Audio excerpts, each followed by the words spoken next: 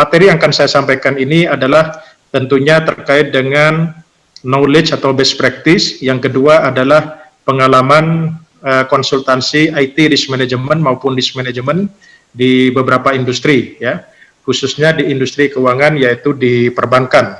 Karena perbankan di sini adalah salah satu industri yang highly regulated. Jadi nanti pada materi selanjutnya saya akan memberikan contoh bagaimana penerapan IT risk management di perbankan. Baik rekan sekalian, kita akan diskusi pada kesempatan hari ini ada beberapa aspek, ya. Pertama, mengapa kita perlu IT risk management, ya. Yang kedua, kita akan diskusi IT risk management dalam perspektif IT governance. Nanti ada beberapa best practice yang bisa kita gunakan. Salah satunya adalah COVID-5 yang sudah common kita kenal. Yang ketiga adalah contoh bagaimana penerapan IT risk management dalam industri perbankan, ya. Kemudian saya tutup di diskusi kali ini salah satu metodologi menilai profil risiko IT, ya. Dalam diskusi hari ini, ya, kita bisa merefer kepada beberapa referensi, ya, antara lain best practice COVID-5 yang dikeluarkan oleh ISAKA. Kemudian karena studi kasus dalam diskusi IT risk management ini di industri perbankan, itu bisa merefer pada Peraturan Otoritas Jasa Keuangan nomor 38/03/POJK.03/2016 tentang penerapan MRTI oleh Bank Umum, ya. Kemudian terkait dengan penerapan manajemen risikonya, ya, itu di POJK nomor 18/POJK.03/2016. Rekan sekalian, mengawali pada diskusi kita kali ini, mengapa kita perlu IT risk management, ya. Nah, sebagaimana kita ketahui bahwa penerapan IT di berbagai industri, ya, khususnya industri menengah ke atas yang skalanya cukup besar, ya. Katakanlah di sini ada yang hadir dari Krakatau Steel atau di perbankan, ya, atau di perusahaan farmasi, bahwa IT sangat melekat dalam aktivitas dan proses bisnis di perusahaan, ya. Dan bahkan, ya, IT memiliki kompleksitas baik dari aspek aplikasi, database maupun infrastruktur, ya, belum lagi integrasi dengan aplikasi eksternal.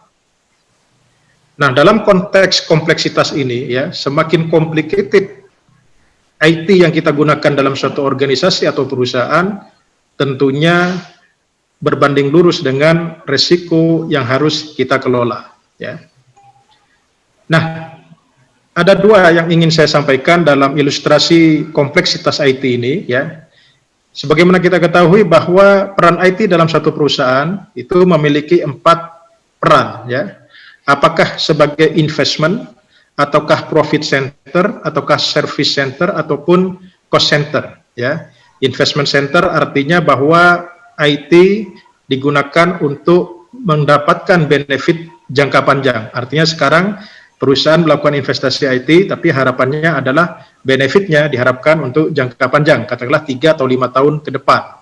Nah, biasanya digunakan untuk R&D, Research and Development, ya, atau untuk persiapan produk berikutnya, tergantung daripada corporate plan suatu perusahaan.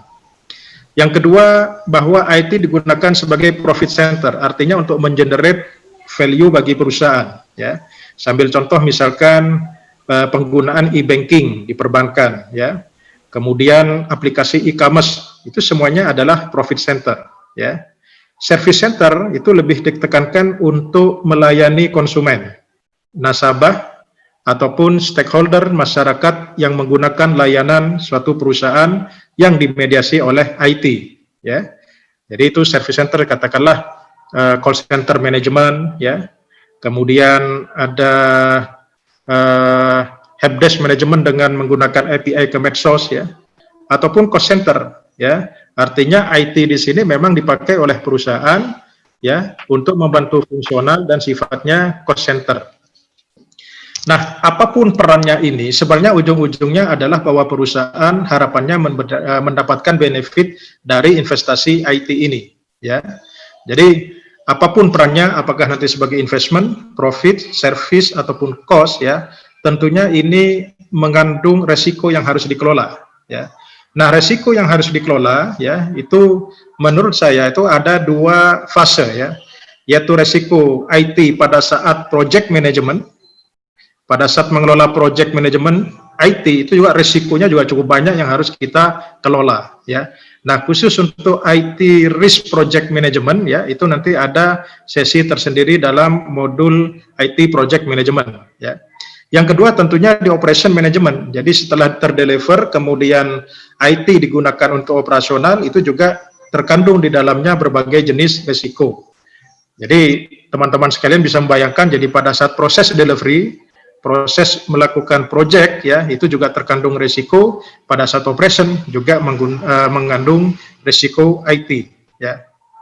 Itu yang pertama.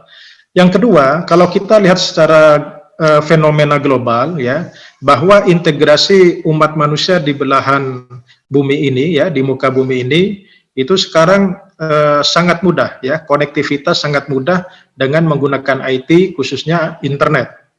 Baik itu untuk kepentingan e-commerce ya, ataupun untuk komunikasi, sama seperti halnya yang sekarang kita lakukan, itu relatif sangat mudah ya.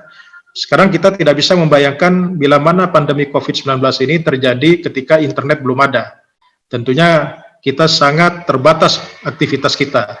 Bisnis tentunya akan sangat terbatas dengan berbagai tuntutan kebutuhan ini ya. Alhamdulillah, Allah Tuhan yang Maha mentakdirkan pandemi COVID-19 tatkala umat manusia hampir semuanya sudah terkoneksi dengan jaringan internet ya. Nah, potensi ekonomi yang ada ini ya, di seluruh negara, di seluruh daerah dan sebagainya, ini merupakan salah satu benefit daripada tergelarnya infrastruktur IT ya. Sekarang bagaimana kejadian di internet dalam 1 menit ya. Ini berdasarkan survei terkini bahwa dalam 1 menit itu kurang lebih ada 639.800 GB ya dari data yang ditransfer oleh seluruh IP ya. Nah, ini kalau kita lihat dari berbagai medsos, YouTube ya, itu ada 30 jam video yang diupload dalam 1 menit, ada 1,3 juta video yang dilihat oleh para YouTuber atau oleh penonton YouTube ya. Kemudian di Google ada 2 juta lebih yang melakukan selancar searching di fitur Google ya. Demikian pula di Facebook. Nah, ini luar biasa ya. Jadi benefit daripada IT, khususnya internet, itu sudah bisa kita rasakan oleh umat manusia ya, dengan berbagai manfaat yang bisa kita rasakan. Nah, ini saya coba mengelompokkan bagaimana peran IT dalam berbagai bidang ya. Dari aspek ekonomi, seperti yang saya sampaikan tadi, bahwa kita telah terjalin dalam integrasi ekonomi baik secara regional, nasional maupun internasional ya. Politik ya juga sama, bagaimana IT mempengaruhi sistem politik nasional dan global. Kemarin kita sudah diskusikan bagaimana data medsos digunakan untuk kepentingan politik. Kemudian dari aspek sosial ya, kita sudah terhubung sebagian besar ya itu di media sosial, sehingga memberikan pengaruh terhadap tatanan sosial yang ada sekarang. Apalagi sekarang dengan kondisi pandemi, e-commerce juga trennya juga cukup bagus ya. Kemudian hampir seluruh proses bisnis dalam satu perusahaan itu dilakukan proses digitalisasi atau transformasi menuju digital ya. Nah, ini benefit-benefit IT yang kita rasakan saat ini ya. Nah, tentunya seperti yang saya sampaikan tadi, bahwa di samping benefit yang kita terima dari inisiatif IT, ada resiko yang harus kita kelola ya. Jadi kalau kita berbicara bisnis, resiko tidak bisa kita hindari ya, tapi resiko harus dikelola. Kalau kita tidak mau mengelola resiko, maka bisnisnya jangan diekspand, maka bisnisnya jangan dikembangkan. Jadi resikonya stuck atau tidak ada resiko sama sekali. Apa sih IT risk management ini ya? Nah, sebelum kita masuk kepada studi kasus perbankan, kemudian best practice dengan COVID, perlu kita bahas, ISAKA telah mendefinisikan apa itu IT risk management ya. IT risk management merupakan aplikasi dari disiplin ilmu risk management ya, penerapan daripada metode manajemen risiko untuk ranah IT ya. Tujuannya apa? Adalah untuk memanage risiko IT ya. Nah, risk management itu apa? Ya, jadi proses manajemen merupakan proses manajemen risiko ya, dari identifikasi, kemudian melakukan pengukuran, kemudian melakukan mitigasi sampai dengan melakukan mitigasi, monitoring terhadap seluruh vulnerabilities dan ancaman terkait dengan sumber daya informasi ya yang digunakan oleh perusahaan ya. Tujuannya apa? Agar tujuan bisnis ini tercapai ya. Kemudian kita bisa melakukan mitigasi untuk mengurangi resiko sampai dengan level yang bisa kita terima, acceptable level ya. Tergantung apa? Tergantung dari sumber daya informasi yang dimiliki oleh perusahaan. Jadi rekan sekalian ya, perlu saya garis bawahi, jadi yang namanya risiko bisa jadi kita terima ya, kita kelola sampai titik rendahnya, sampai level yang bisa kita terima atau acceptable level. Atau nanti ada yang namanya risk capacity, ada yang namanya nanti risk limit. Nanti kita bahas di materi selanjutnya. Nah, apa tujuan daripada IT risk management ini ya? Yang pertama adalah bagaimana memperkuat fungsi manajemen risiko perusahaan dalam mengelola risiko IT ya. Jadi dalam suatu perusahaan, katakanlah perusahaan farmasi, perbankan, di samping risiko bisnis ya, di samping risiko reputasi, ada juga risiko operasional ya, di mana risiko operasional itu juga di-trigger oleh teknologi informasi. Yang kedua, ini memperkuat risk governance perusahaan ya. Jadi untuk memperkuat tata kelola manajemen risiko yang ada dalam suatu perusahaan, khususnya dalam proses manajemen risiko ya. Nah, ini nanti perlu adanya alignment antara divisi manajemen risiko dengan divisi IT dan para pengguna layanan IT. Yang ketiga adalah tentunya memperkuat IT governance perusahaan dalam struktur maupun proses manajemen risiko IT itu sendiri ya. Jadi ada dua, yang satu adalah dalam konteks memperkuat tata kelola manajemen risiko, enterprise risk manajemennya, kemudian di zoom ke level bawah itu IT risk manajemennya. Jadi IT risk management itu bagian daripada enterprise risk management ya. Nah, apa indikator kinerja utama atau KPI dari penerapan manajemen risiko IT? Jadi rekan-rekan sekalian, ya supaya manajemen risiko ini bisa memberikan benefit bagi perusahaan, tentunya harus terukur. Manajemen tentunya meminta kepada teman-teman divisi IT, ya, kalau kita menerapkan IT risk management, kira-kira janjinya apa? Ya, kira-kira harapan yang bisa diwujudkan apa? Nah, ini adalah sebagai ilustrasi, ya. Bisa jadi ya risiko IT dapat berkurang hingga 20% dari tingkat semula. Jadi misalkan tahun lalu risiko IT exposure-nya ya itu katakanlah 1 miliar, tahun ini bisa berkurang minimal misalkan 20%. Syukur-syukur bisa tahun ini tidak ada exposure risiko IT. Ya. Yang kedua dapat memenuhi syarat tata kelola perusahaan. Sebagaimana kita ketahui bahwa perusahaan yang sehat adalah ditopang dengan GCG yang sehat ya. Kemudian yang ketiga adalah bahwa manajemen risiko IT dapat dilaksanakan, dikelola, dipelihara, dan dihargai pelaksananya oleh seluruh lapis organisasi yang ada dalam perusahaan. Kemudian jaminan pengendalian risiko IT selalu dilaksanakan, dijaga, dan dipelihara. Jadi kalau risiko IT bisa kita kendalikan, maka reputasi perusahaan, kepercayaan nasabah, kepercayaan masyarakat terhadap perusahaan kita tentunya akan tinggi. Sekarang bayangkan kalau misalkan kita bertransaksi dalam salah satu e-commerce, ya barangnya tidak kita terima, kemudian uang kita sudah terdebit katakanlah, ya.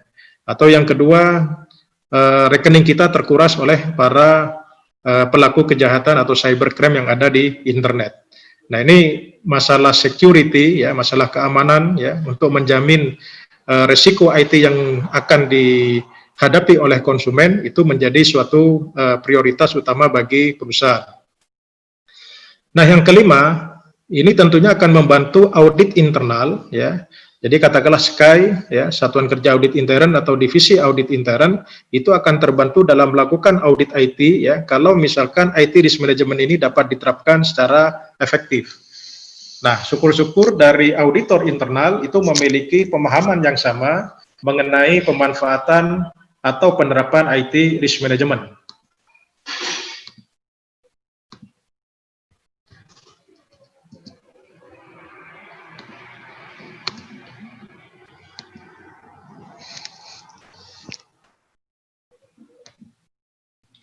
Nah, ini adalah contoh framework IT JRC ya.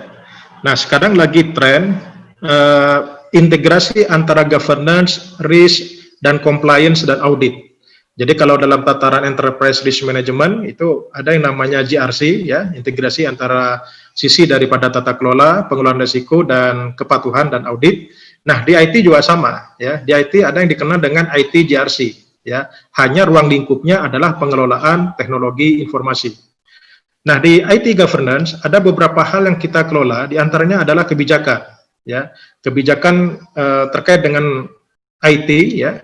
Yang kedua adalah IT risk appetite kita, selera risiko terkait dengan IT atau acceptable level lah kalau dalam istilah ISAKA ya, dalam istilah enterprise risk management itu adalah selera risiko yang bisa kita kelola, yang bisa kita terima itu sampai level berapa, sampai nilai berapa. Kemudian yang ketiga bagaimana struktur organisasi IT ya, baik divisi IT sebagai pengelola maupun bagaimana hubungan atau harmonisasi koordinasi divisi IT dengan unit kerja yang lainnya. Kemudian yang keempat adalah apa tujuan daripada IT ini sendiri, key objektifnya apa ya. Nah, kalau kita berbicara key objektif ya, itu dalam perusahaan sering tidak dilakukan secara eksplisit ya. Misalkan ya, dengan menggunakan IT ya, maka kalau di perbankan itu bisa menekan BOPO misalkan. BOPO yang awal mulanya 75% itu bisa ditekan menjadi 70% dengan mengoptimalkan penggunaan IT. Yaitu dengan melakukan otomasi bisnis proses. Nah, itu harus disampaikan secara eksplisit supaya mudah diukur. Ya. Kemudian berikutnya penerapan atau penetapan key risk indikatornya. Kira-kira indikator risiko utama sebagai early warning ya untuk manajemen itu apa? Ya. Contoh misalkan kalau core banking kita ya, kalau di perbankan, kalau core banking kita itu down dalam sebulan itu 1 atau 2 kali ya, kemudian durasinya lebih dari 5 menit, maka itu menjadi early warning akan terjadi resiko yang akan besar. Nah, maka perlu adanya penanganan yang serius. Ya. Kemudian risk reportnya ya, laporan resiko yang ada baik yang disampaikan oleh divisi IT maupun para pengguna layanan IT. Nah, termasuk KPI ya, KPI terkait dengan pelaksanaan IT ya, termasuk risk culture, budaya risiko. Jadi berbicara IT risk management ini tidak bisa lepas daripada budaya risiko. Nah, makanya budaya risiko secara enterprise ya itu harus ditetapkan oleh manajemen, kemudian frameworknya juga bisa membumi, bisa dipahami oleh seluruh lapisan organisasi ya, kemudian mudah dilaksanakan ya. Nah, ini dari sisi IT governance-nya. Nah, dari IT risk management apa? Dari IT risk management itu melakukan proses manajemen risiko ya. Di antaranya adalah melakukan identifikasi event yang berpotensi risiko atau telah terjadi risiko ya. Nah, di risk itu ada beberapa kategori. Ada yang namanya telah terjadi atau risk atau exposure ya atau risk event, ada yang berpotensi terjadi ya atau potensial risk, ada yang near miss ya, terjadi hari ini langsung diselesaikan ya. Ada juga yang sifatnya terjadi resiko ya, tetapi tidak merugikan secara finansial ya, tapi reputasi terganggu. Nah, itu banyak sekali ya. Nah, kemudian melakukan asesmen risiko, kemudian bagaimana merespon terhadap kejadian risiko sehingga kita bisa merumuskan strategi mitigasinya. Nah, kemudian bagaimana kita melakukan aktivitas pengendalian ya. Nah, aktivitas pengendalian risiko yang dirumuskan oleh IT risk management ya, itu juga mengcover pada seluruh pengguna IT. Jadi bagaimana kita menjamin bahwa pengendalian seluruh aktivitas pengendalian risiko termasuk IT ya, itu bisa memastikan ya bahwa potensi risiko itu bisa dikelola dengan baik ya, baik oleh teman-teman pengguna layanan IT ataupun oleh divisi IT ataupun dimonitoring oleh teman-teman risk management. Nah, kemudian yang ketiga ya terkait dengan IT compliance dan audit. Nah, audit maupun compliance itu ada dua sisi ya. Jadi tidak hanya aspek deviasi terhadap pemenuhan kebutuhan regulasi ataupun ketentuan internal atau yang kita sebut dengan deviation analysis, tapi juga defisiensi. Defisiensi itu adalah misalkan IT sekarang memiliki KPI ya. Nah, kalau misalkan KPI-nya itu tidak terwujud atau tidak terrealisasi ya, auditor juga melakukan audit penyebabnya apa, rekomendasinya seperti apa. ya. Karena kalau kita bicara GRC ya, itu tidak hanya sekedar comply ya, tidak hanya sekedar aspek kepatuhan, tetapi bagaimana IT bisa menopang terwujudnya tujuan perusahaan. Nah, ini yang perlu kita garis bawahi. Dengan demikian, bahwa investasi IT itu adalah IT memang untuk memberikan benefit, ya. Minimal IT fungsinya untuk 3, yaitu profit yang bisa kita dapatkan, investment maupun service. Jangan sampai IT itu lebih condong pada cost center. Ya, nah ini tantangan bagi para profesional IT, ya. Nah, di sini saya lihat ada beberapa yang masuk dalam divisi IT. Jangan sampai divisi IT itu kesannya cost center. Nah, ini sering menjadi perdebatan di internal, ya. Sepengetahuan saya, bagaimana mengukur bahwa divisi IT ini profit atau tidak. Nah, ini sebenarnya bisa diukur, ya. Nah, tentunya nanti kita lihat misalkan dengan framework ABC, ya, activity based costing, ya, atau nanti berdasarkan outcome based costingnya. Ya, nah, divisi IT katakanlah dalam suatu perusahaan itu mengelola core sistemnya apa saja, pendukungnya apa saja, kemudian core system untuk mendukung bisnis, berapa yang didapatkan dari layanan IT ini. Nah, itu bisa diukur sebenarnya, ya. Nah, seperti yang saya sampaikan tadi, ya, platform penerapan manajemen risiko IT ini untuk apa, ya? Jadi seperti yang saya sampaikan tadi, bahwa IT risk management, ya, itu tidak hanya sekedar memenuhi kebutuhan regulasi. Ya, saya ambil contoh misalkan di perbankan, karena sudah ada POJK terkait dengan MRTI, maka teman-teman perbankan semuanya mengejar supaya comply, ya. Oke, compliance ini juga penting, ya. Yang kedua, ini tidak hanya sekedar comply, karena kalau mindsetnya sekedar comply, kadang-kadang yang penting sudah punya kebijakan dan prosedur atau infrastruktur yang diminta oleh OJK. Nah, kadang-kadang lupa dari aspek kinerja, ya. Nah, ini bagaimana inisiatif-inisiatif dari penggunaan IT juga mendukung pencapaian kinerja, ya, atau from IT risk management to commerce, ya. Nah, untuk mencapai kinerja dari pemanfaatan IT, ya, dan pengelolaan risiko IT bisa kita lakukan dengan 2 inisiatif paling tidak. Pertama adalah bagaimana membangun risk management culture, ya, budaya risk management, termasuk IT risk management culture-nya. Yang kedua, kita bisa mengadop beberapa best practice terkait dengan tata kelola IT, ya. Karena sesungguhnya tata kelola IT itu adalah bagaimana mengelola IT untuk membantu terwujudnya tujuan perusahaan. Nah, sebagaimana kita ketahui bahwa hampir seluruh perusahaan, ya, itu IT sebenarnya bukan sebagai pendukung lagi, ya, tetapi IT sudah menjadi darah perusahaan, ya. Nah, ini apalagi dengan kondisi seperti ini, sebagaimana kita ketahui dari berbagai survei, bahwa perusahaan yang bisa bertahan atau nanti berkembang dalam kondisi pandemi maupun nanti setelah pandemi itu tidak bisa lepas dari pemanfaatan IT secara online, ya. Kemudian yang kedua terkait dengan pemenuhan regulasi. Nah, ini tentunya harus comply dengan ketentuan regulator, ya. Jadi kalau misalkan perusahaan farmasi, regulasinya apa, ya? Kalau BUMN jelas itu merefer kepada Kementerian Komunikasi dan Informatika. Kalau perguruan tinggi jelas merefer kepada Dikti maupun yang dikeluarkan oleh Kominfo, ya. Kalau perbankan berarti pada OJK termasuk dengan Kominfo. Nah, ini yang harus kita cek, kita petakan regulasi terkait IT, ya, terkait dengan pemanfaatan IT di perusahaan kita itu keluar dari mana saja. Nah, ini yang harus kita mapping, ya. Sehingga nanti pada menyusun kebijakan internal yang kita custom sesuai dengan kondisi perusahaan kita, itu sudah fulfill dengan ketentuan regulator. Baik Bapak dan Ibu sekalian, kita masuk pada contoh best practice bagaimana IT manajemen dari perspektif IT governance, ya. Kita akan coba COVID-5, ya. Nah, COVID-5, ya, ini sudah merupakan pengembangan dari COVID-4 sebelumnya, ya. Bagaimana IT governance berbasis COVID, berbasis risk, ya, ini sudah mulai dilengkapi, ya. Secara eksplisit ada beberapa parameter atau objektif yang digunakan bagaimana mengelola IT risk, ya. Kalau di COVID-4 mungkin sebelumnya tidak terlalu banyak mengenai pengelolaan risikonya, nah di COVID-5 sudah cukup banyak, ya. Ada beberapa prinsip, ada beberapa objektif dan parameter yang bisa kita gunakan untuk mengelola risiko IT, ya. Ada 5 prinsip, ya, dalam pelaksanaan COVID-5. Pertama adalah bagaimana kita mengelola IT itu bisa memenuhi kebutuhan stakeholder kita. Ya, ini yang penting. Jadi IT ini kan for business, ya, minimal tadi untuk profit, investment, dan service. Jangan sampai itu cenderung pada cost. Ya. Yang kedua, bagaimana COVID-5, ya, prinsipnya adalah bisa mengcover end-to-end daripada proses bisnis atau aktivitas di perusahaan. Ya. Kemudian yang ketiga, bagaimana kita bisa menggunakan framework, ya, yang tunggal untuk suatu perusahaan, ya.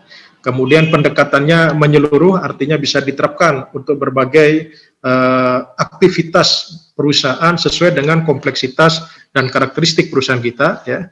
Nah, kemudian bagaimana tata kelolanya ini bisa dilakukan dengan prinsip paling tidak transparansi, akuntabilitas, ya, kemudian responsibilitasnya juga jelas, independennya dan fairness-nya juga jelas, ya. Jadi sama, jadi penerapan IT atau IT governance harus paling tidak mengikuti prinsip tata kelola yang sehat, ya, yaitu 5, saya singkat tarif, ya.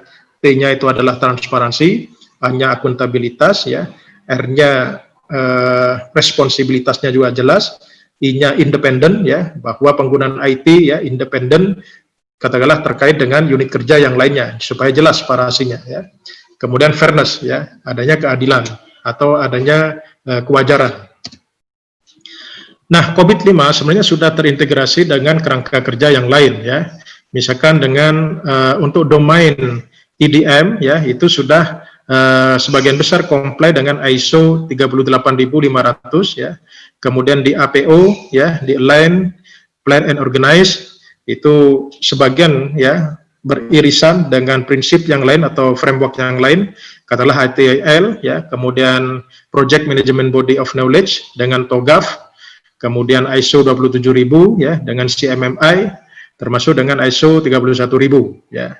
Nah, termasuk di MEA-nya, ya, di monitor, evaluate and assess, ya, itu juga terkait dengan ISO 27000, ya. Jadi COVID-5 sebagai best practice, ya, sudah mengadop atau beririsan dengan best practice yang lainnya.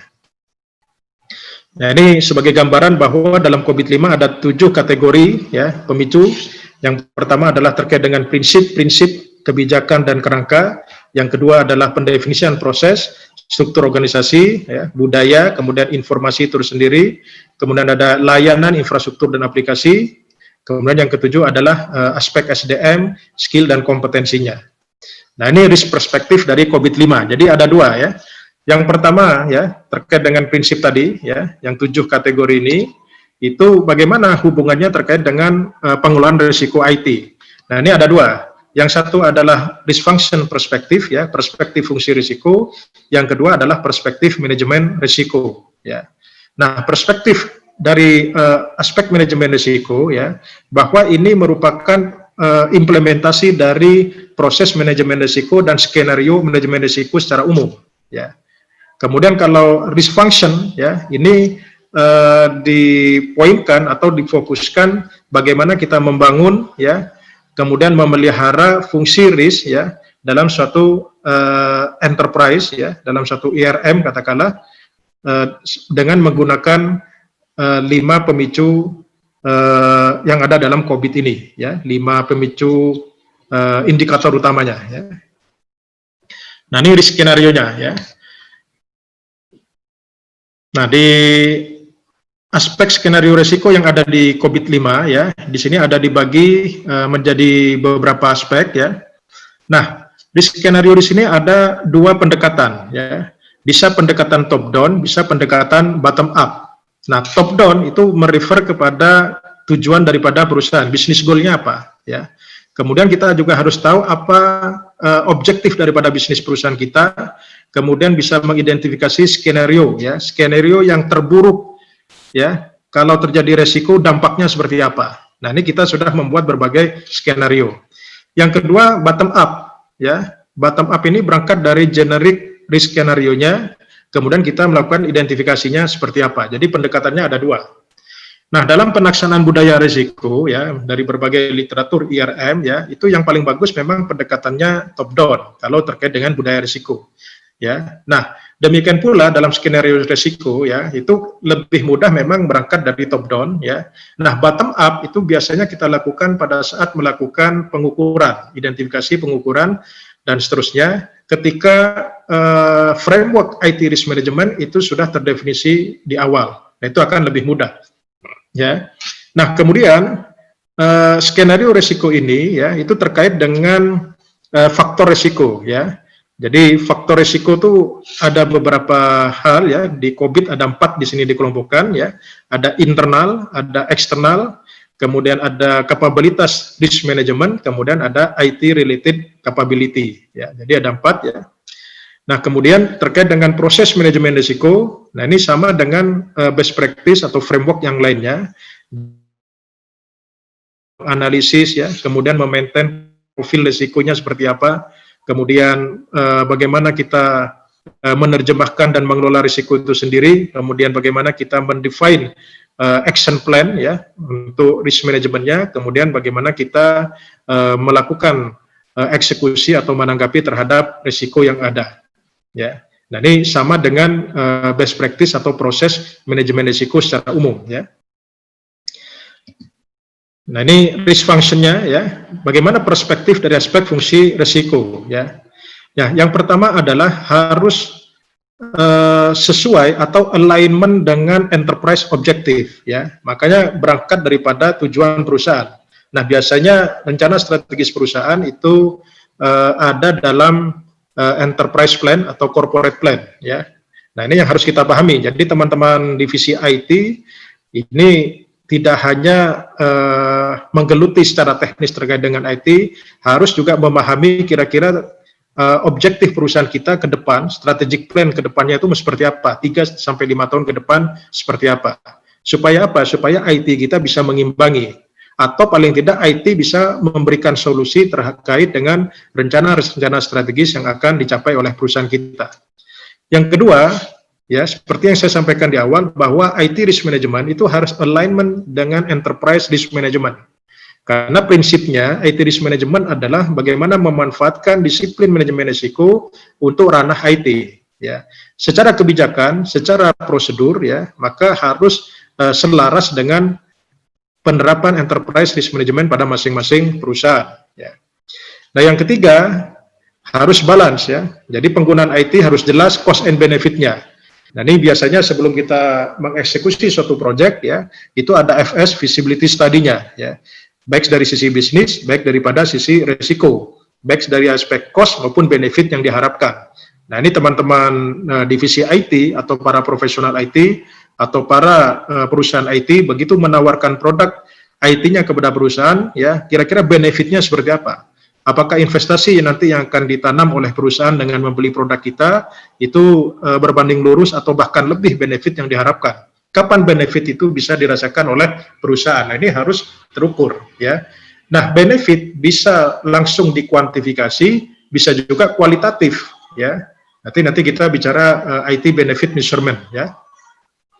Nah, kemudian kita juga harus mengkomunikasikan. Jadi kalau kita sudah mendefinisikan framework IT risk management, ya, maka semua stakeholder terkait itu harus paham bagaimana pelaksanaannya. Ya, jangan sampai divisi IT paham, divisi manajemen risiko paham, tetapi business user itu tidak paham dan tidak tahu bagaimana penerapannya. Nah, ini nanti akan mengakibatkan exposure risiko IT yang akan membesar. Ya. Nah, kemudian bagaimana membangun, nah ini tone at the top, ya. Seperti yang saya sampaikan, ya, penerapan manajemen risiko itu paling efektif kalau tone at the top. Artinya ada suri tauladan dari manajemen, ya. Artinya manajemen memiliki awareness yang tinggi, kemudian melaksanakan dan memberikan contoh. Maka tentunya para pegawai akan follow. Nah ini kalau mau sukses itu manajemen dalam hal ini BOD, ya, direksi termasuk komisaris, ya, termasuk eksekutif manajer, yaitu memberikan teladan kepada bawahannya, ya. Nah, kemudian berikutnya adalah bahwa risiko IT, ya, pelaksanaan pengelolaan risiko IT ini merupakan bagian yang tidak bisa dipisahkan dari kegiatan harian, ya. Jadi kalau kita misalkan bekerja, ya, kita bekerja, katakanlah saya sebagai teller dalam satu bank, ya, maka aktivitas teller itu sekaligus mengadop atau mempertimbangkan resiko-resiko yang akan muncul, termasuk resiko IT. Ya, contoh misalkan saya sebagai teller, begitu masuk ke ruangan teller, maka saya sudah menggunakan, sudah patuh, tidak menggunakan baju yang ada sakunya, saya tidak membawa flash disk, kemudian saya tidak membawa handphone. Ya, kemudian yang kedua, bahwa komputer yang saya gunakan itu tidak terhubung dengan aplikasi lainnya kecuali core banking system misalkan.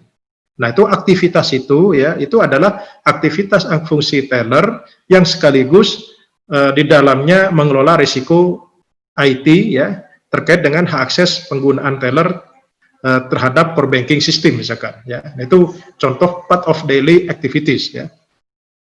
Nah, berikutnya adalah pendekatannya harus konsisten, ya. Bahwa SOP kebijakan yang kita miliki, ya, itu harus konsisten kita terapkan, ya. Kemudian jika ada kelemahan-kelemahan, ya, ada hal-hal yang perlu disempurnakan, ya, kita lakukan perbaikan, ya. Masukan dari karyawan, masukan daripada divisi IT atau manajemen atau pihak konsultan eksternal, ya, itu memungkinkan, ya. Nah, ini prinsip daripada penerapan IT risk management, ya. Nah, perspektif dari risk function tadi, ya, di sini ada paling tidak dari sekian domain dan proses yang ada dalam COVID-5, itu ada di EDM, ya. Jadi di domain EDM 03 itu ada yang namanya memastikan pengelolaan risiko secara optimal, ya. Kemudian di APO 12 itu adalah mengelola risiko. Ini yang secara eksplisit, ya, secara eksplisit. Oke, nah risk skenario, ya, ini secara umum ini juga diadop dalam enterprise risk management. Ada 5 aspek, ya, atau 5 skenario atau 5 hal, ya. Yang pertama aktor, ya. Jadi terjadinya resiko, ya, atau fraud itu bisa jadi dari internal perusahaan kita atau eksternal perusahaan kita. Atau yang ketiga itu adalah kolaborasi antara internal dan eksternal. Itu memungkinkan, ya. Jadi terjadinya fraud dalam suatu perusahaan bisa jadi itu adalah kolaborasi antara internal pegawai dengan eksternal, atau dilakukan ansih oleh internal, ya, atau oleh eksternal, ya.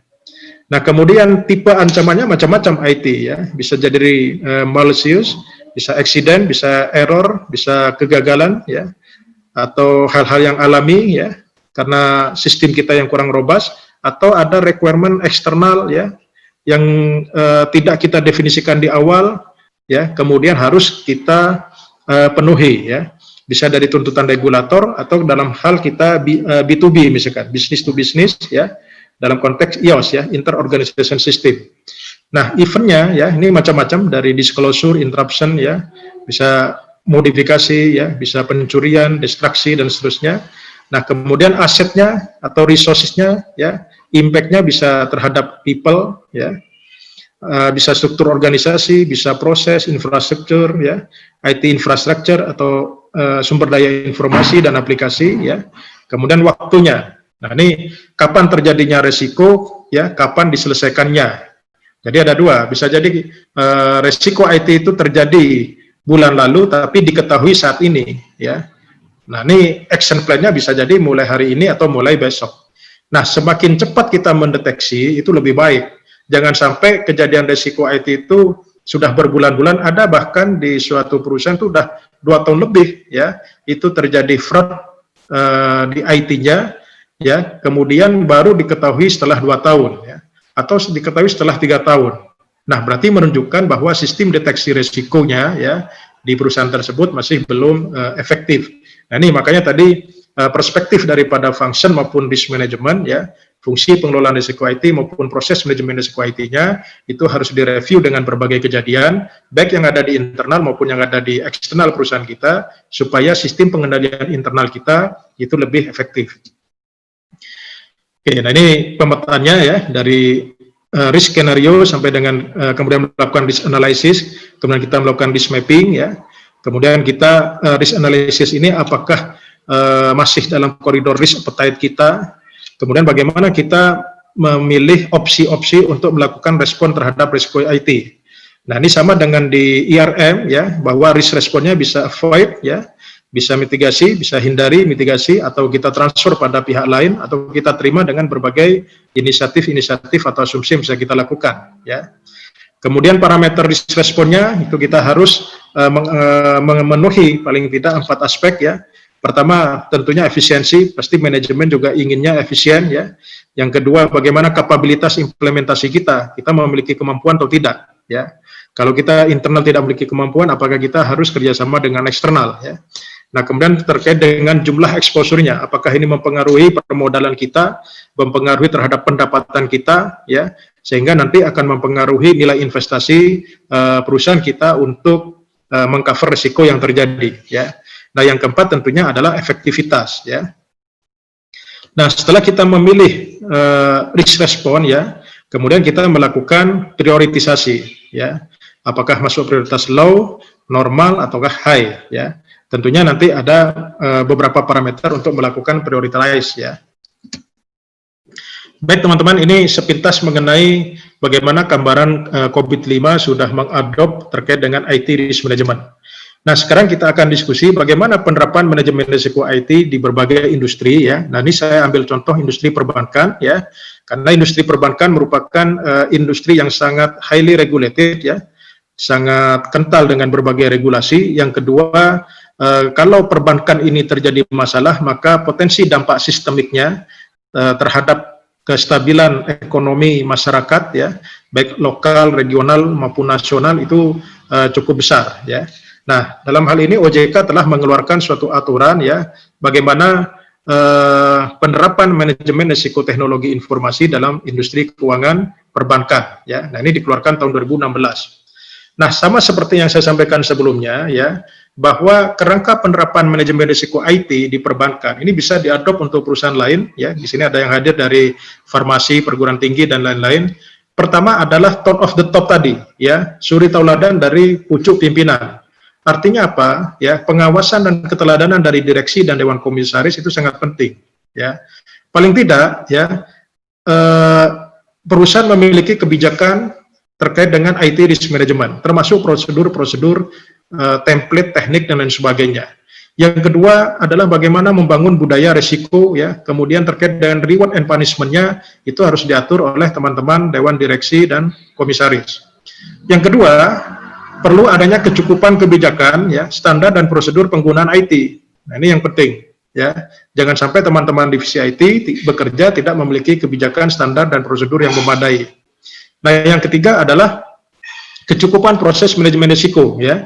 Dari proses identifikasi, ya, bagaimana cara melakukan identifikasinya, ya. Kemudian dari masing-masing resource, dari masing-masing sistem, itu kira-kira potensi risiko atau risk issue yang akan muncul apa saja, itu harus diidentifikasi.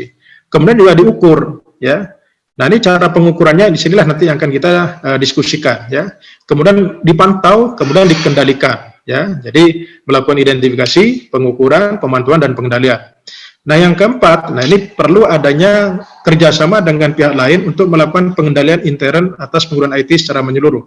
Jadi divisi IT perlu kolaborasi dengan risk management, dengan audit, kepatuhan, dengan anti fraud misalkan, dan termasuk dengan business user. Ya, bagaimana pengendalian internal yang ada dalam perusahaan kita, dalam organisasi betul-betul efektif sehingga risiko IT itu dapat terkelola dengan efektif. Ya. Nah, di perbankan, ya, nah ini saya kira sama dengan perusahaan lain bahwa penerapan MRTI, ya, itu harus merefer pada bisnis objektif kita, tujuan perusahaan kita apa, ya. Sama tadi yang di COVID, ya. Kemudian kebijakan perusahaan kita seperti apa, ya. Nah, kemudian ukuran dan kompleksitas usaha perusahaan, ya.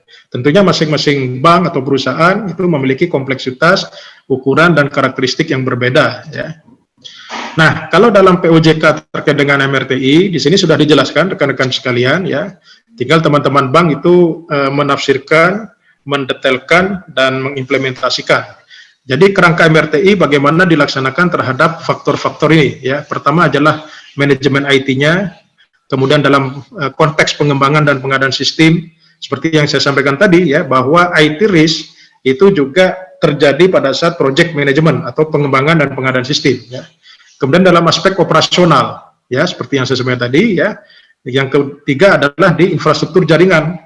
Tentunya di infrastruktur jaringan komunikasi kita ya, kalau sering down jaringan kita, apalagi jaringan ini digunakan untuk core system ya dengan limit tertentu, tentunya akan mempengaruhi bisnis kita.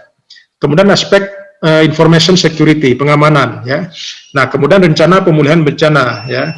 Nah, dengan adanya pandemi COVID-19, di mana ini telah ditetapkan oleh pemerintah sebagai bencana non-bencana alam, dan kita juga tidak tahu kapan ini selesainya, ya. Nah, ini bagaimana ya? Business continuity management kita, BCM kita, secara bisnis banyak terdampak, ya. Secara operasional dengan WFH mungkin banyak terdampak. Nah, ini bagaimana supaya kesinambungan bisnis, kesinambungan layanan itu tetap berjalan secara normal dan efektif untuk melayani stakeholder kita. Nah, di perbankan ada yang namanya e-channel atau electronic banking. Nah, ini layanannya seperti apa ya? Sekarang dengan makin banyaknya layanan e-banking ya, ini di samping benefit yang kita dapatkan tentunya berbanding lurus dengan resiko yang harus kita kelola. Termasuk penggunaan pihak vendor penyedia jasa TI ya. Termasuk kalau kita perusahaan ya memiliki anak perusahaan misalkan kemudian menggunakan atau menyediakan jasa IT untuk perusahaan lainnya. Nah, di sini ada 1, 2, 3, ada 9 ya, ada 9 aspek di MRTI untuk perbankan ya, sesuai dengan yang diamanahkan oleh POJK. Nah, seperti yang saya sampaikan tadi ya, bahwa pengendalian internal ini akan akan terwujud secara efektif kalau seluruh lapisan ya, seluruh lapis dalam penggunaan IT maupun yang memonitoring itu terintegrasi ya. Nah, lapis pertama, katakanlah ini adalah pengguna IT, maka memiliki lingkungan pengendalian yang kondusif, ya. Jadi, di business user, ya, itu sistem pengendalian IT-nya juga kondusif, ya, sesuai dengan batasan-batasan yang telah ditetapkan berdasarkan kebijakan internal perusahaan. Yang kedua adalah bagaimana teman-teman business user juga patuh dalam melaksanakan kebijakan dan prosedur ini, ya. Nah, kemudian yang ketiga harus ada pengukuran, ya. Nah, di risk management ya, yang tugasnya adalah mengembangkan dan memantau penerapan manajemen risiko ya, termasuk IT ya, termasuk kepatuhan. Kalau identifikasi dan pengukurannya itu sudah banyak dilakukan di lapis pertama, maka di lapis kedua itu lebih banyak pada mengembangkan kebijakan, melakukan pemantauan dan monitoring ya. Tapi kalau misalkan di lapis pertama ini tidak jalan sistem pengendaliannya ya, maka proses identifikasi dan pengukuran banyak dilakukan di lapis kedua. Apa yang terjadi? Maka manajemen risiko dan kepatuhan yang resource-nya terbatas, katakanlah hanya 10 orang, kemudian ada jaringan kantornya ada 50, pegawainya kurang lebih 3.000 ya, maka nanti akan tidak efektif ya, tidak akan efektif kalau harus identifikasi dan pengukurannya juga dilakukan di sini. Nah, ini makanya andil ya dari business user atau risk taking unit di awal ini yang penting ya. Nah, yang ketiga baru kita lakukan audit ya, baik internal maupun eksternal ya, untuk memastikan bahwa lapis pertama dan lapis kedua itu bekerja sesuai dengan kebijakan yang diharapkan oleh perusahaan. Nah, dengan demikian bahwa direksi sebagai penanggung jawab eksekusi perusahaan ya, itu terbantu oleh ketiga lapis ini. Kemudian Dewan Komisaris dan Komite Audit maupun Komite Pemantau Risiko ya, juga nanti akan mendapatkan laporan sehingga membantu dalam proses pengawasannya. Nah, inilah contoh daripada sistem pengendalian internal yang kita harapkan efektif. Ya. Nah, bagaimana kerangka MRTI di perbankan? Ya. Nah, ini karena regulasinya sudah ada, maka tinggal mengadop pada kerangka penerapan manajemen risiko seperti yang saya sampaikan. Yang kedua adalah mengadop pada tata kelola bank, ya GCG, baik dari aspek structure, proses, dan outcome ya. Nah, kemudian harus merefer juga kepada ruang lingkup MRTI yang telah dirumuskan dalam POJK terkait dengan MRTI. Jadi, ini contoh kalau misalkan bagaimana IT risk management diterapkan dalam suatu perusahaan, dalam hal ini perbankan yang sudah memiliki atau dipayungi dengan regulasi yang jelas ya. Nah, bagaimana dengan perusahaan lain? Nah, perusahaan lain yang non-perbankan ya, bisa menggunakan beberapa best practice, katakanlah COVID-5 tadi, atau best practice yang lainnya, atau bisa juga ya kita mengadop beberapa disiplin atau aturan yang dikeluarkan, misalkan dalam POJK ini tentunya nanti harus di custom sesuai dengan karakteristik perusahaan non-bank kalau kita mau mengadop ini ya. Jadi misalkan dalam ruang lingkup MRTI kalau perusahaan farmasi ya mungkin layanan perbankan elektronik ya itu tidak menjadi salah satu ruang lingkup ya. Kemudian yang nomor 9 penyediaan jasa TI untuk mensuplai kebutuhan perusahaan lain. Kalau kita tidak melayani perusahaan lain berarti yang nomor 9 tidak perlu kita adopt. Jadi paling tidak manajemen TI, pengembangan dan pengadaan sistem, aktivitas operasional, jaringan komunikasi, pengamanan informasi, kemudian rencana pemulihan bencana, penggunaan pihak penyedia jasa IT itu sama lah, mirip. Jadi semua perusahaan bisa mengadop ya. Nah, di resiko IT di perbankan ya, tentunya ada 5 yang akan terdampak resikonya ya. Nah, ini jenis risiko terkait dengan penggunaan IT minimal ada 5 ya, yaitu risiko operasional, risiko hukum, reputasi, strategik dan kepatuhan. Tapi kalau bank itu memiliki layanan kartu kredit ya, kemudian tarik tunai falas, internet banking ya, maka jenis risikonya bertambah, termasuk risiko bisnis, yaitu kredit, pasar, dan likuiditas. Ya. Tapi kalau misalkan bank itu tidak memiliki layanan e-banking seperti yang saya sampaikan tadi, ya, maka ya, risiko yang harus dikelola adalah 5 risiko ini. Oke, nah ini proses manajemen risiko IT, ya. Ini kita menggunakan standar SNZ, mirip dengan yang ada di COVID tadi, ya. Jadi berangkat dari kita bagaimana membangun konteksnya, kemudian mengidentifikasi risiko, menganalisis, kemudian melakukan evaluasi, ya, kemudian melakukan mitigasi. Nah, ini semua tahapan itu perlu adanya monitoring dan mengkomunikasikan. Ya. Oke, itu gambaran mengenai penerapan MRTI di perbankan. Nah, sekarang bagaimana metodologi penilaian risiko TI? Ya, nah ini dari proses manajemen risiko tadi kan ada identifikasi, ada pengukuran dan penilaian. Ya. Nah, yang sering menjadi permasalahan di berbagai tempat ya, kalau sifatnya kualitatif ya, itu agak susah. Nah, makanya ini adalah salah satu metode bagaimana kita mengkuantifikasi dari hal-hal yang kualitatif tadi. Nah, metode penilaian risiko TI ya, paling tidak ada 3 hal yang bisa kita adopt ya. Yang pertama adalah dengan mendefine profil risiko IT, sama seperti yang disampaikan dalam COVID-5 tadi, termasuk yang diamanai oleh OJK, itu bagaimana kita mengelola profil risiko IT. Ya. Nah, kalau di perbankan, ya, ataupun best practice yang lainnya, sebenarnya ada 2 profil risiko. Ada inherent risk, ya, ada KPMR. KPMR itu adalah kerangka penerapan manajemen risiko, ya, atau sistem pengendalian internalnya. Yang kedua, kita bisa menggunakan IT RCSA, ya, Risk and Control Self Assessment.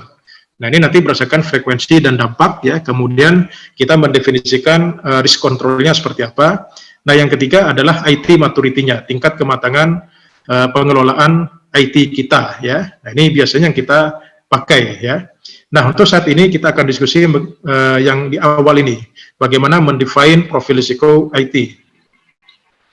Nah, saya ambil contoh yang di perbankan, ya. Untuk yang perusahaan lain bisa juga, ya, mengadop. Pertama adalah bahwa profil risiko IT ya itu ada 2 jenis risikonya, yaitu risiko inherent yang melekat pada masing-masing aktivitas pengelolaan IT ya yang dipetakan per jenis risiko. Yang kedua adalah KPMR. Nah, untuk risiko inherent itu bisa kita turunkan dari POJK nomor 38 ya. POJK .03 2016 terkait dengan penerapan MRTI. Kemudian mengenai KPMR-nya itu bisa kita adopt dari POJK nomor 18 POJK .03 2016 mengenai penerapan manajemen risiko. Nah, kenapa ini bisa diadopt ya? Sebagaimana saya sampaikan tadi bahwa penerapan IT risk management itu bagian daripada enterprise risk management ya, atau bagian daripada penerapan manajemen risiko dalam suatu perusahaan atau bank ya. Oke, ini bagaimana kita mengukur peringkat kompositnya. Nah, ini metrik yang sudah diatur oleh POJK ya untuk penilaian profil risiko. Nah, ini bisa kita adopt untuk penilaian profil risiko IT ya. Artinya apa? Bahwa penilaian profil risiko IT itu mempertimbangkan inherent risk ya dan sistem pengendalian internal yang dilakukan oleh manajemen. Dalam hal ini adalah divisi termasuk BOD dan komisaris ya. Inherent risk berarti terkait dengan aktivitas fungsional kita ya. Jadi sambil contoh, misalkan inherent risk-nya itu low ya, kemudian KPMR-nya strong, maka nilai kompositnya 1. Kalau inherent risk-nya low, kemudian di sininya unsatisfactory, maka peringkat kompositnya 3. Ya. Nah, jadi kalau kita perhatikan bahwa KPMR ya itu harusnya atau semestinya itu memberikan pengaruh terhadap pengelolaan resiko yang melekat pada masing-masing aktivitas fungsional. Nah, ini yang sering kita temukan bahwa kadang-kadang tidak pas atau tidak ada integrasi antara KPMR dengan inherent risk, ya, atau bisa jadi inherent risk-nya bagus, KPMR-nya jelek, kan? Nah, ini bisa jadi. Nah, ini tergantung daripada kondisi, ya. Nah, sebaran parameter resiko IT, ya, seperti yang saya sampaikan, sifatnya bisa kuantitatif, bisa kualitatif, ya. Nah, kuantitatif itu bisa kita rumuskan di inherent risk, kalau kualitatif bisa di KPMR, bisa di inherent risk, ya. Nah, sekarang bagaimana yang KPMR ini bisa dikuantifikasikan nantinya?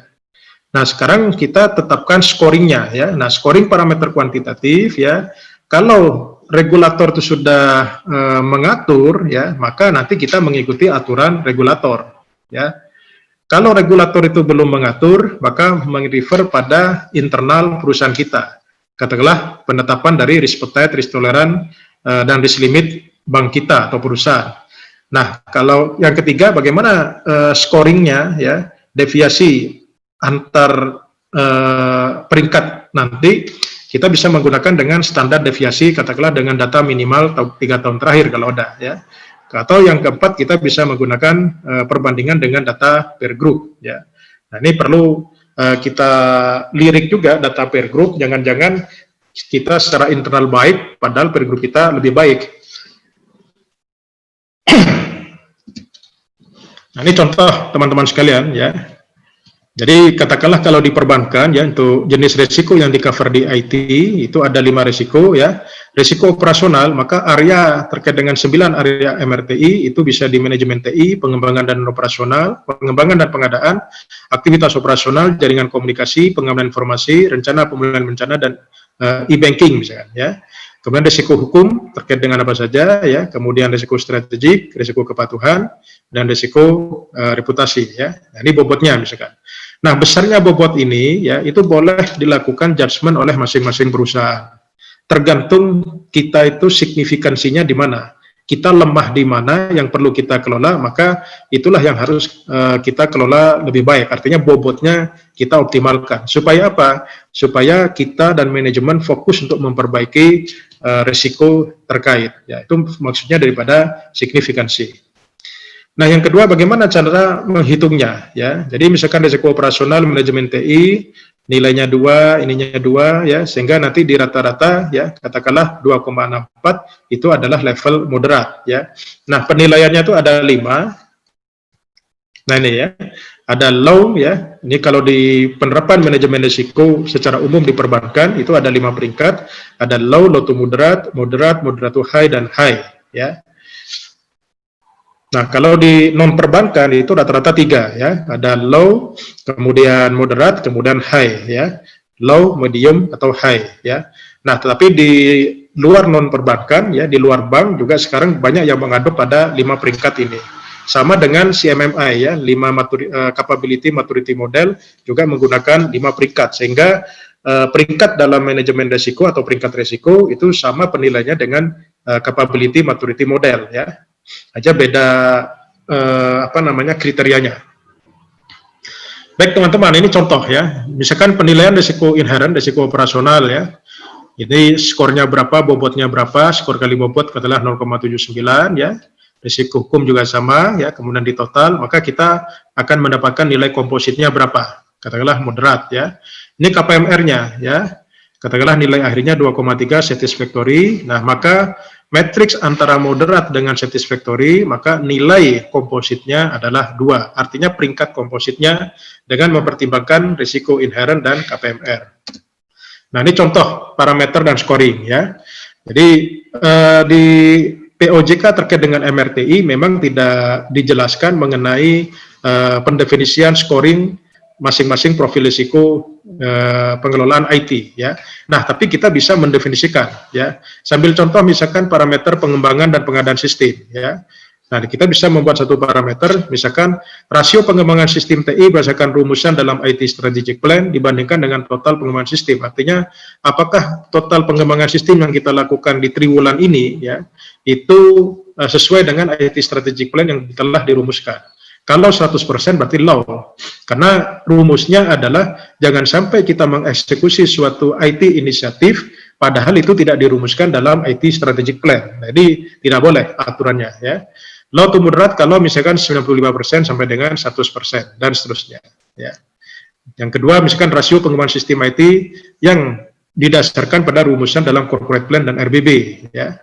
Atau misalkan yang ketiga, rasio pencapaian kinerja proyek dibandingkan dengan perencanaan proyek. Nah, ini kita bisa menggunakan kurva S misalkan. Kalau misalkan antara rencana dan aktual itu semua proyek di triwulan ini 100%, berarti profil risikonya adalah low, ya, dan seterusnya.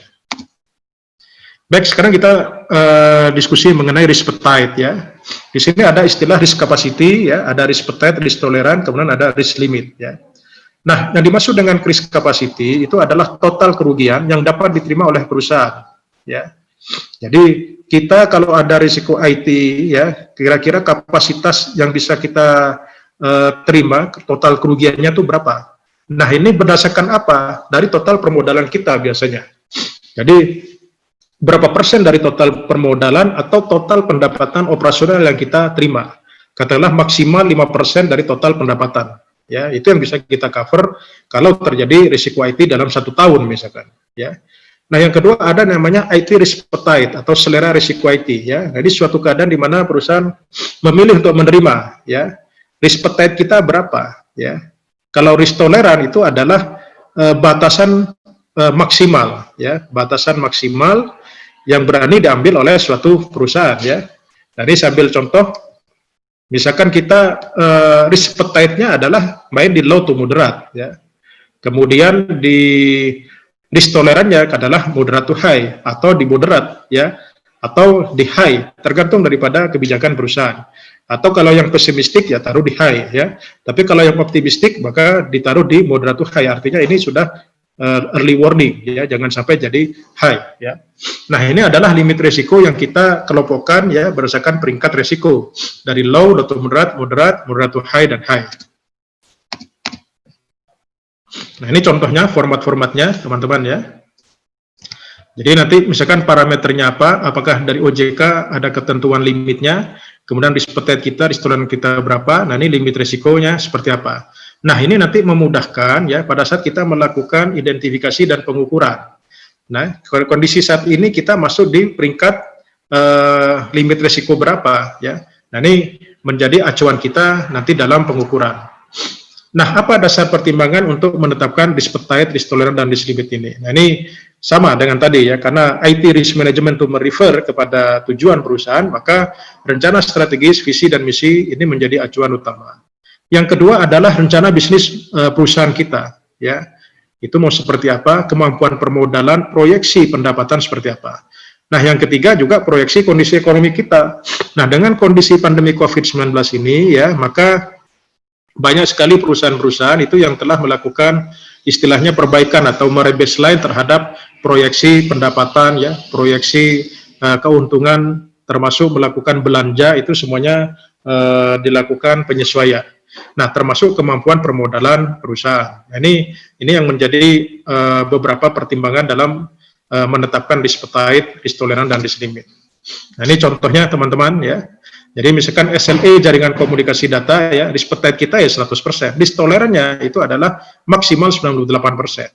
Nah, ini limit risikonya katakanlah low 100%, low to moderate 99,35 sampai dengan 100%, moderate-nya 98,7 sampai 99,38 dan seterusnya.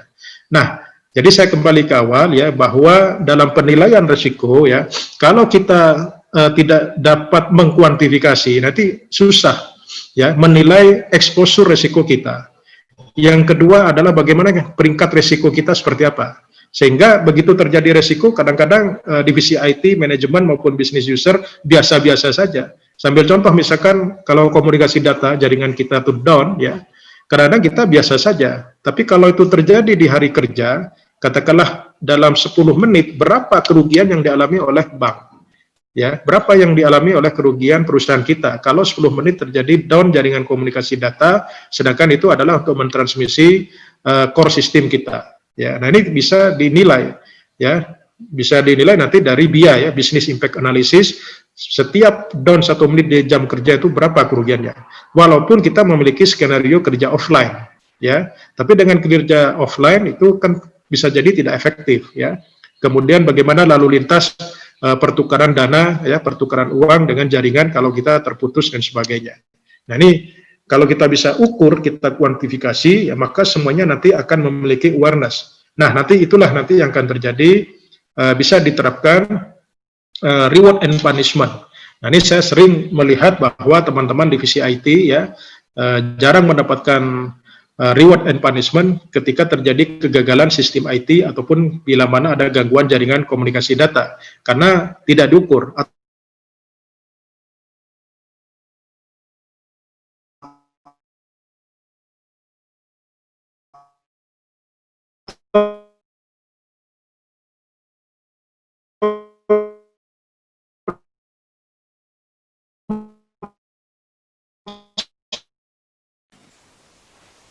Halo, Pak Rahman.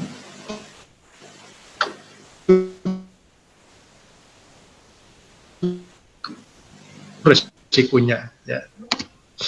Nah ini SLA jaringan komunikasi data kita berapa? Katakanlah 97,8, ya. Risk appetite kita 100%. Risk tolerannya 98%. Nah peringkatnya adalah high. Nah ini harus dijelaskan juga penyebabnya apa, ya, dampaknya apa, mitigasi resikonya seperti apa. Nah ini saya kira teman-teman yang bisa kita diskusikan sebagai pengantar dalam diskusi strategi pengelolaan manajemen risiko teknologi informasi. Selanjutnya saya serahkan kepada moderator Pak Aditya, ya. Baik, Pak Abdurrahman, terima kasih banyak atas pemaparan, ya.